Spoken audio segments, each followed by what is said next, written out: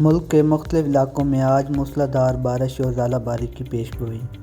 اسلام آباد اور گردہ نواح میں مطلع جزوی طور پر ابرآلود رہنے کی توقع۔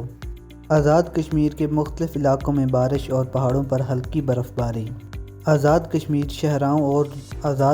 شاہراہوں پر لینڈ سلائڈنگ کا خدشہ۔ سکردو کے بالائی علاقوں میں ملحقہ پہاڑوں پر برف باری۔ لینڈ سلائڈنگ سے شاہراہ بلتستان 2 مقامات پر ٹریفک بند۔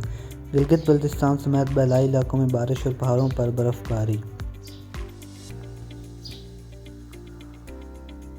خیبر پختونخوا آسمانی بجلی گرنے پر بارشوں سے حادثات، 4 افراد جاں بحق اور 9 زخمی۔